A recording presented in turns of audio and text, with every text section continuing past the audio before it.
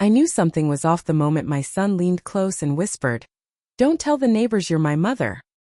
He said it quick, barely moving his lips, like even speaking it out loud might crack the polished image he'd worked so hard to build. I didn't ask why. I didn't say anything. I just smiled politely at the man next door, standing in his golf shorts watering a lawn that looked like it had been cut with scissors, and I gave a little wave, just like I was supposed to. Like a visitor. Like a stranger. It had been a long trip out from Oregon to Connecticut, 2 flights, then a shaky taxi ride.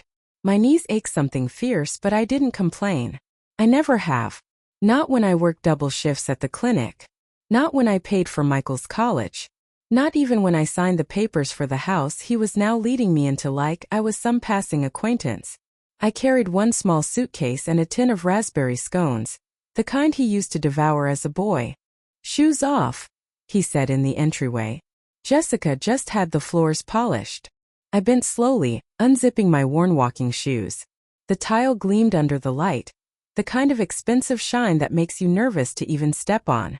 On the wall, an abstract painting I didn't recognize. No coat rack in sight. I held my jacket in my arms like it was out of place here.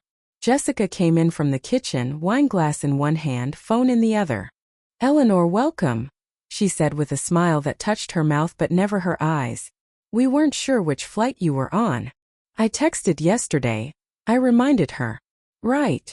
She gave a quick nod, already turning back toward the kitchen. "Well, we've got a full house this weekend. Neighborhood social tonight. Hope that's all right." Michael took my coat wordlessly and shoved it into a narrow closet by the door. Not the big hall closet. That one was already crammed with glossy coats and polished shoes, matching the kind of life they wanted to show off. I stepped into the living room. I'll admit it was beautiful. Neutral colors, sharp lines, everything staged like a magazine spread. But not a single photo of Michael as a boy. Not one picture with me in it. On the mantel were framed shots of Jessica's parents in Rome, her sister in Manhattan, her kids from her first marriage. Even the baby had no picture with Michael, only posed sterile images. Nothing real. Nothing warm. "Where should I put these?" I asked, holding up the tin of scones. "Oh, just leave them on the counter," Jessica said, distracted. "We're doing gluten-free right now, but maybe the kids will want some." Her kids, 12 and 9, peeked in, muttered a quick hello, then ran upstairs. They didn't know me, had never spoken to me on the phone. And my own granddaughter, the new baby, slept in a sleek white bassinet that looked more like a gadget than a crib. "We'll show you to the guest room," Michael said. "Not your room. Not your home. Just guest." He led me past a door with private office stenciled neatly across it, like I was in some professional building. The guest room was neat and cold. No books, no chair, just a bed with crisp sheets and a luggage stand like I'd checked into a hotel. On the nightstand sat a little card. "Welcome guests. Wi-Fi password. Thornhouse 1. Thornhouse." The name almost made me laugh. My name was still cross. "I'll unpack later," I said, lowering myself onto the edge of the bed. My legs needed a rest. Michael lingered in the doorway. "Just try to relax tonight. It's mostly Jessica's circle. You know, doctors, architects, that kind of crowd." "Of course," I said. What I meant was, I understand. I'm not supposed to speak too much. I'm not supposed to be your mother. I'm just decoration. When he left and closed the door gently behind him, I stayed sitting there, staring at the blank white walls. Then I reached into my purse, checking for the envelope. It was still there, the original deed. Michael couldn't get a mortgage on his own. He needed me. My name was on that house as much as his, more even. I put down the entire down payment myself. $240,000. Every bit of it scraped together over decades of hard work. He told me it was just a formality. "Just help me start, Mom. It's our family's future." And of course I believed him. I always did. I pressed the envelope flat against my lap, running my hand over the thick paper.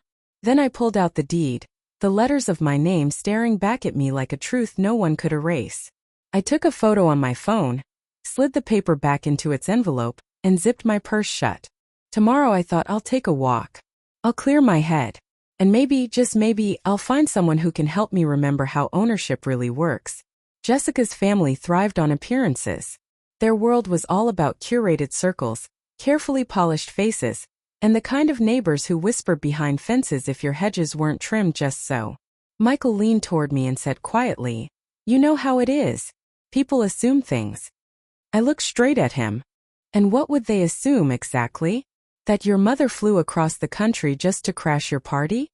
He gave a short, nervous laugh. "Don't be like that, Mom. I wasn't being like anything. I was just finally seeing things clearly." The doorbell rang. Jessica jumped like a startled bird, smoothed her hair quickly and announced, "Okay, showtime." The neighbors came trickling in, one after another. Men in pastel sweaters, women balancing on tasteful heels, all with the same glossy smiles. They carried artisanal candles and local vineyard wine, offering polished compliments about the countertops and the size of the island. "And who's this lovely lady?" one woman asked, nodding toward me. Jessica was faster than I could blink. "This is Eleanor," she said brightly. "She's a longtime family friend. She knew Michael when he was little." "Oh, how sweet," the woman cooed. "Practically an aunt." Jessica laughed lightly. "Aunt Ellie."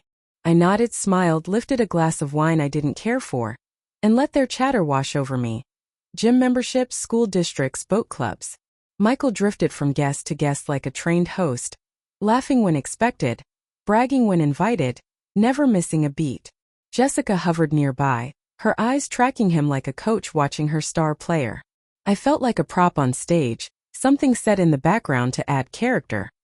At one point I excused myself, said I needed the bathroom, and slipped into the kitchen to refill my glass. Michael followed, closing the door halfway behind him.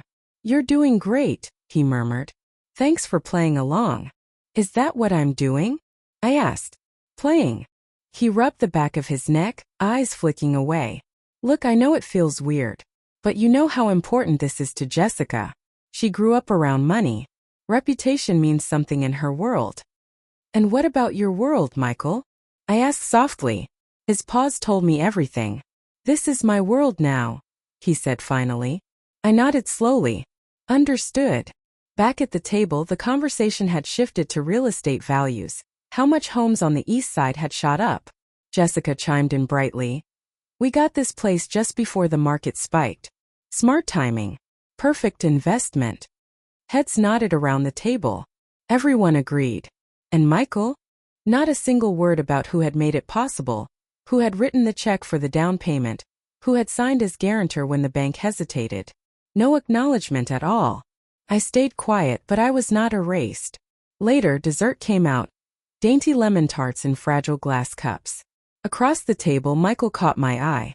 For a flicker of a second, he looked like the boy I used to know, nervous and unsure, waiting to see if I'd ruin his show. I met his gaze and smiled. Not kindly, not coldly, just enough to remind him that I still existed.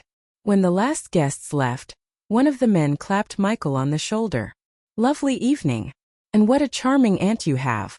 So gracious." Michael smiled. "She is." I left the room before he could say more. Upstairs, I peeled off the borrowed cardigan and fake pearls, slipped into my nightgown, and sat on the edge of the bed. I opened my phone and stared again at the photo of the deed, my name, his name, the numbers that built this life. I pressed my thumb against the screen, then tapped share. I sent it straight to my lawyer's private email. No note, no explanation. Just insurance. The house was dark, but it wasn't silent. Pipes groaned in the walls. The fridge hummed in its sleep. A motion sensor light blinked faintly down the hall. I lay flat on my back, watching the ceiling where the shadow of the fan swung back and forth like a pendulum.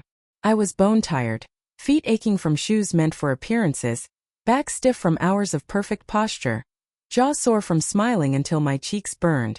But it wasn't the pain keeping me awake. It was clarity. I remembered when Michael was small enough to curl up against me on the couch, his little arms wrapped tight around my waist. He used to sprint to the door when I came home from work, shouting to anyone who'd listen. "That's my mom. She's a nurse.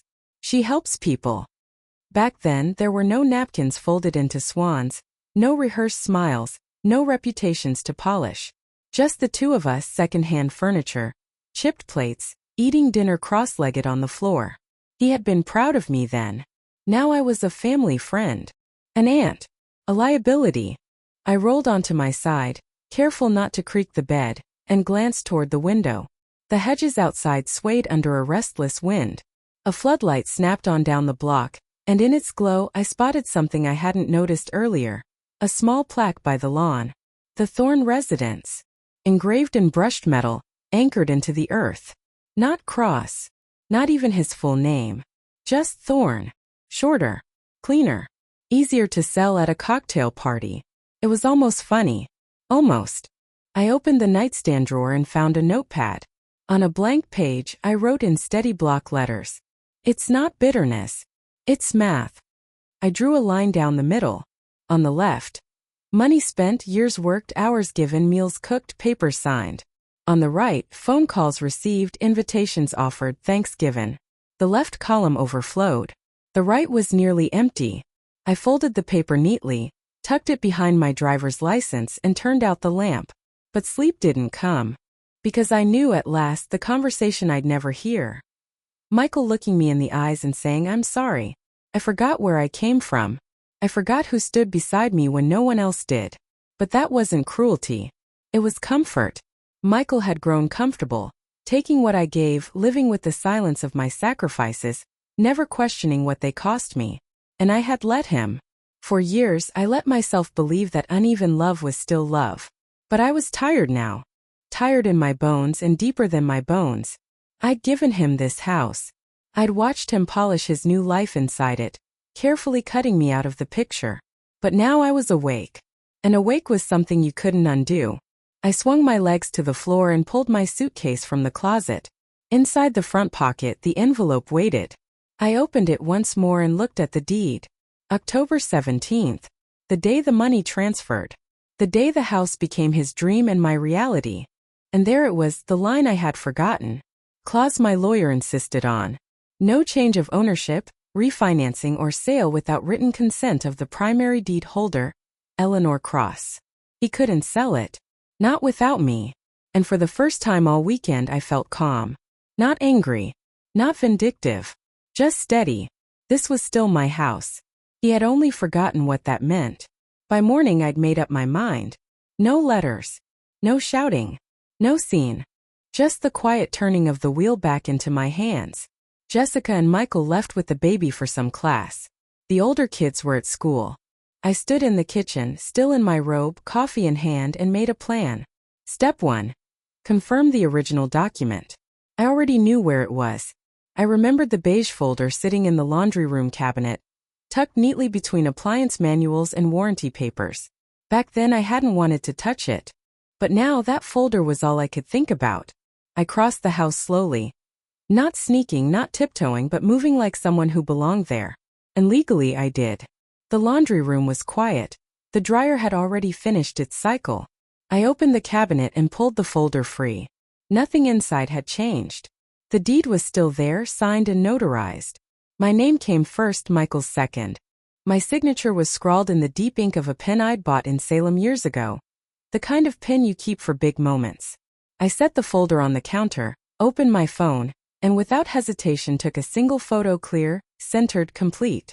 Before doubt could creep in, I emailed it to the same private address I'd used the night before. My lawyer's inbox. No subject line. No message. I didn't need one. I put the folder back exactly where it had been. Not because I was trying to hide anything, but because some steps aren't about secrecy. They're about precision. The next step was making space. Back in the guest room I packed a small tote, wallet, keys, charger, my reading glasses, one change of clothes. I left everything else hanging in the closet, untouched. The suitcase stayed propped against the wall. The bed remained neatly made. I wasn't running. I was preparing. In the kitchen I made myself a sandwich with the leftover roast chicken, eating while I stood by the window, looking out at a street lined with identical mailboxes and picture-perfect driveways. By noon the front door swung open. Jessica's voice drifted in, sharp but tired. Let's get her down for a nap before she explodes. I walked to the entryway just as Michael set the baby carrier on the floor. Would you mind if I had a little time here on my own? I asked. Just for a day or two. You've both been so generous, and I thought I'd enjoy the quiet while you're away at that resort you mentioned. Jessica glanced at Michael. He blinked. While we're at the water park. Mom, it's only for the weekend. Exactly, I said. I'll clean up after myself. No trouble. Jessica offered a tight, rehearsed smile. Of course, that would be lovely. It's just we hadn't planned to leave the baby. Heavens no, I said with a light laugh. You'll take the baby with you. I'll just enjoy the house. Think of it as a little retreat. Michael nodded, but I could see him calculating the alarm system, the baby monitor, the risk of me doing anything that might later need an explanation. Still he smiled. You deserve a break, Mom. After all you've done for us. It was the first time he'd said anything like that since I'd arrived. The next morning, they left in a blur of bags, sunscreen, and instructions about trash pickup and thermostat settings. Jessica kissed the baby 3 separate times before Michael finally urged, Come on, we're going to miss check-in. I stood in the doorway, waving with the key fob in my hand, looking every bit the trusted guest. When their car disappeared down the street, I closed the door, turned the lock, and leaned against the smooth white paint. The silence that followed wasn't empty. It was alive. The walls felt different, like they were remembering who'd paid for them. I walked into the living room and settled into the armchair I hadn't dared touch all week, kicked off my shoes, stretched my legs. This wasn't revenge. This wasn't anger. This was reclamation. That afternoon, I booked a car service and arranged for a courier to deliver a copy of the deed to a law office 2 towns over. I didn't call Michael. I didn't warn him. And I didn't feel guilty. I felt clean. At sunset, I brewed real tea, loose leaves, not capsules, and poured it into a ceramic mug I'd found shoved in the back of the cupboard. It had a small crack in the handle. Perfect. I sat on the back patio, watching sprinklers hum to life in perfect suburban unison, and thought, tomorrow I'll call my lawyer.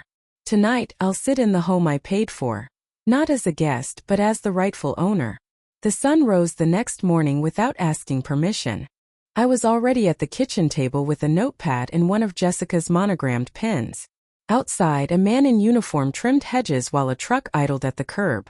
I brewed coffee the way I always had, slow, dark, rich, honest.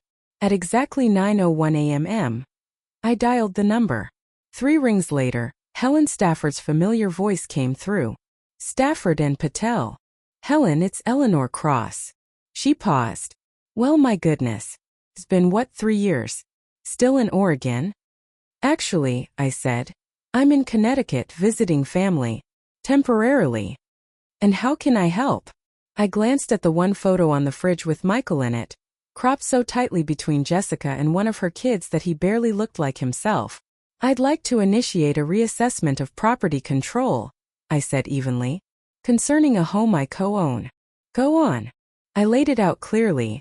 I'd funded the purchase. I held the majority equity. Michael's name was there only for mortgage eligibility. I retained controlling interest. You never transferred ownership? She asked. No. And you still have a copy of the deed? I sent it to your inbox last night. Subject line reference. She exhaled. One of those controlled breaths lawyers use when they're trying not to show satisfaction. That makes this simpler.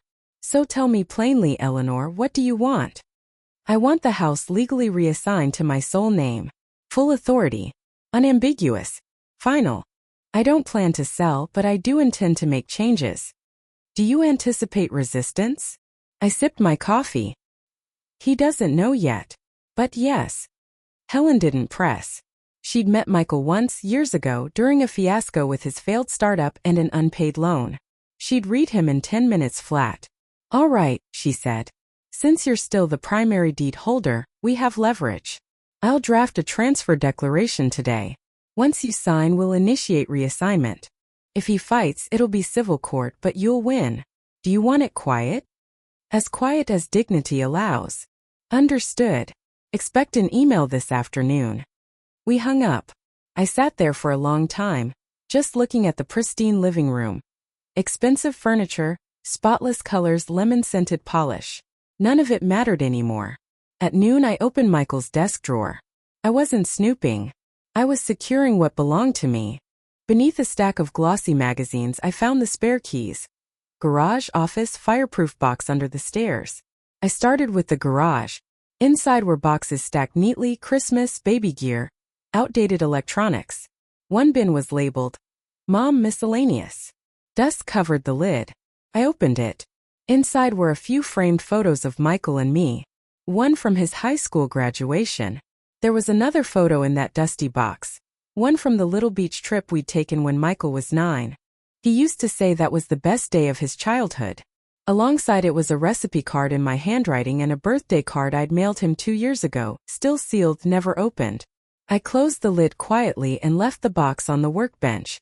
Then I moved on to the fireproof safe. Inside were neatly labeled folders, insurance, medical records, even one marked estate. I flipped it open. Everything was about Jessica, her trust, her legacy plan. Not one mention of me. Back in the kitchen, I poured another cup of coffee and stood looking out at the manicured backyard. I thought about how many versions of myself had lived in Michael's mind. The version who cooked, who worked double shifts, who bent herself into whatever shape he needed. The version who signed checks without asking questions. The version who stayed quiet. Now he was about to meet the one version he never expected. The mother who remembered what she owned. That evening, Helen's draft arrived in my inbox. Clean, precise, no extra flourishes. Just a clear assertion of what was already mine. I signed it digitally and sent it back. A few minutes later, her reply came through. Once it's filed, he'll receive notice. But if you'd rather tell him yourself, you have until Tuesday. I closed the laptop, switched off the light, and decided to let him have 2 more days inside his illusion. Let him sip wine on some overpriced patio, thinking he had built this perfect life all on his own. Let him believe his mother was still in the background. I would wait. And then I would knock on the front door. Not as a guest, but as the owner. Because sometimes silence isn't surrender. Sometimes silence is strategy. The day before they left for the water park, I found my moment. Jessica was in the kitchen, lining up little snack containers, gluten-free pretzels, carrot sticks, dried mango. Michael was nearby, folding towels into a beach bag. They were already half gone in their minds, thinking about the trip. I was thinking, I said casually. If you're comfortable with it, I'd love to stay here while you're gone this weekend. Jessica froze, her hand hovering over a container of grapes. Oh, she said, trying to sound neutral. Just for some rest. The house is so peaceful when it's quiet. I don't often get time like this. Michael looked at Jessica. She didn't answer. He finally asked, You mean stay here while we're away? Yes, I said, folding my hands neatly on the counter. You've been so kind already. I thought I might take a little solitude before heading home. Jessica cleared her throat. It's just the alarm system. I won't touch it, I said lightly. I'll leave the back lights on, water the plants, keep everything locked. No trouble at all. Michael ran a hand through his hair. It's just you know how it is, Mom. It's not personal. No, I said softly. Of course not. It's never personal. That landed. He flinched just a little. Jessica finally said, Well, if it's only for a couple of days and if you're comfortable. I am. I nodded. Besides, I'd feel better knowing someone's here watching the place. We both know houses don't like being left alone. That line was something my husband used to say years ago about a summer cabin we rented.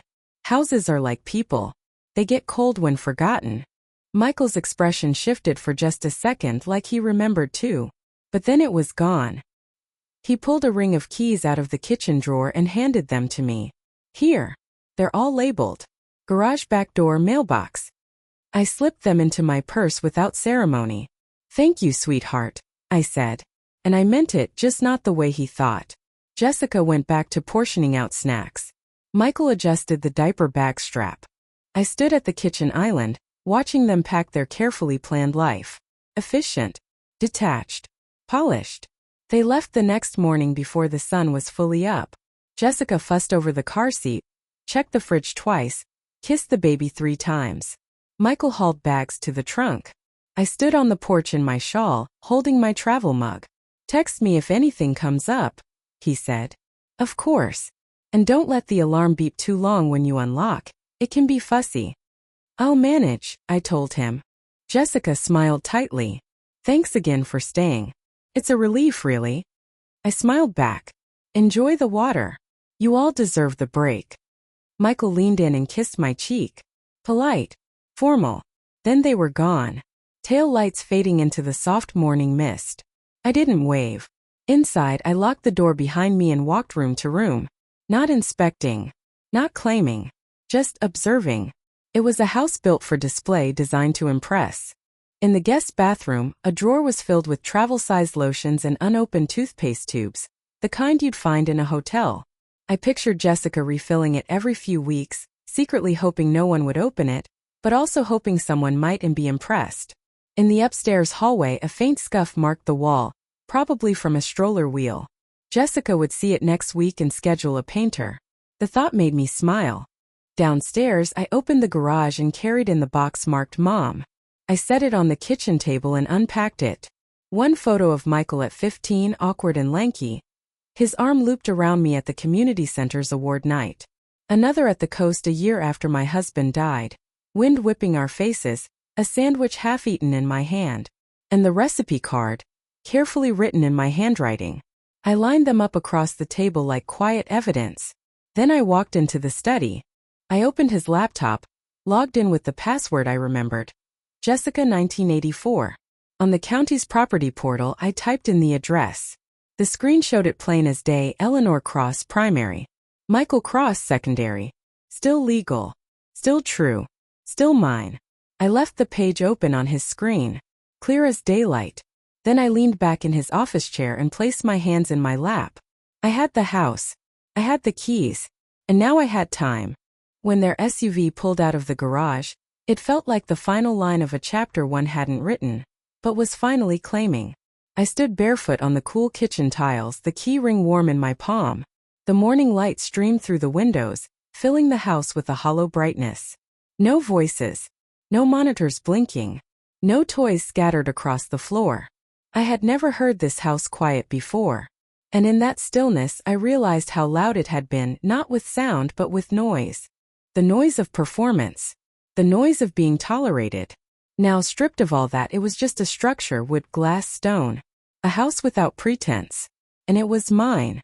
I reached into the pantry and pulled out a forgotten ceramic mug. Big, chipped, shoved in the back. I brewed strong black tea from a bag I'd packed in my suitcase. Jessica's cupboards were full of fancy herbs and trendy blends that tasted like vapor. This was different. This was real. I took my mug to the back patio. The white chairs were stiff, but the view was decent. A stretch of lawn, tall hedges, then another identical house and another, all lined up like boxes with different names. I sat back and for the first time in days let my shoulders fall. Comfort came easily once performance was gone. For a long while, I just listened, not for anything in particular, just because I could. A bird in the distance. The soft clang of a neighbor's wind chimes. The faint tick of the patio stone cooling in the morning air. I pictured Michael driving down the freeway. Music low. Baby gurgling in the back seat. Jessica would be checking the itinerary, asking where to stop for lunch. He'd nod, agree, follow her lead. That had always been Michael's gift. Shaping himself to fit whatever space life demanded. It worked in business and it worked in erasing me. But not completely. He'd never asked me to sign away my share of the deed. He never checked if I had. Maybe he assumed I'd forgotten or let it slip. That was his mistake. He thought love was surrender. But love isn't surrender. Love gives, yes, but it remembers. That night I cooked.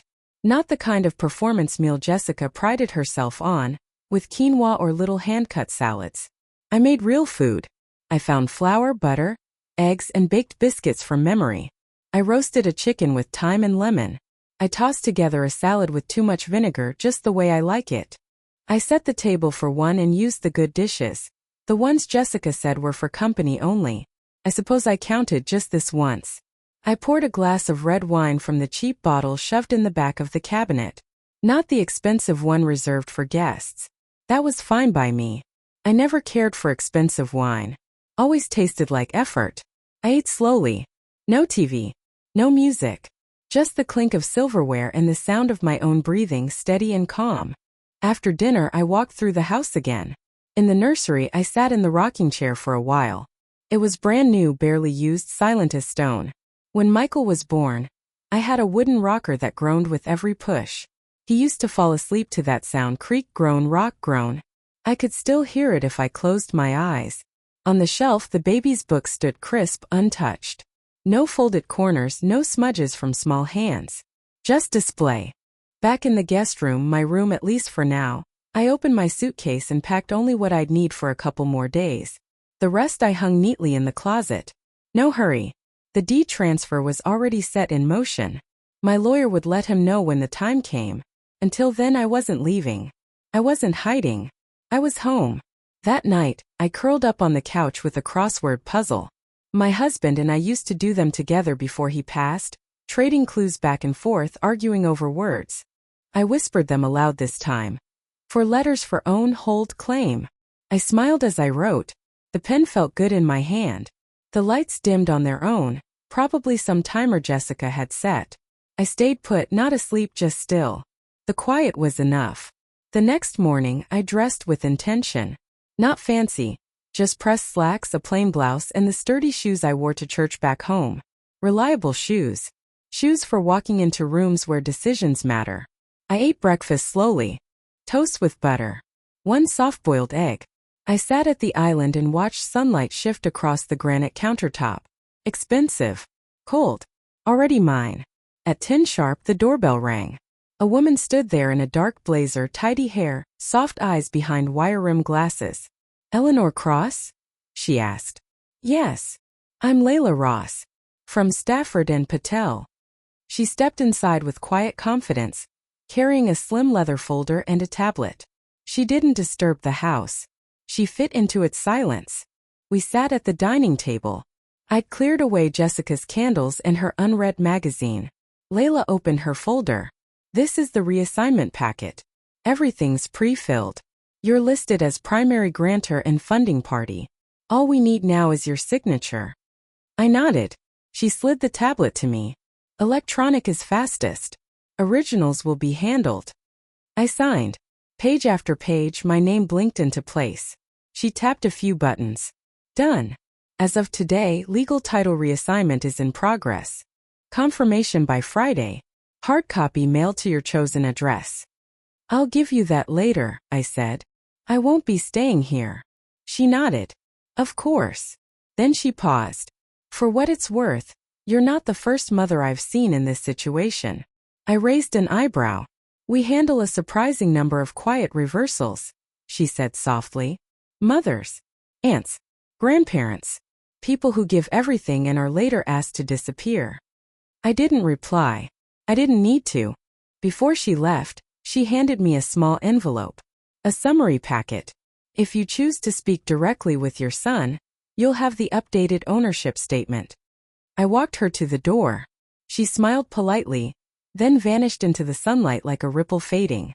Back inside, I sat with the envelope in my hand. The house was still, utterly still. And then instinct carried me into the study.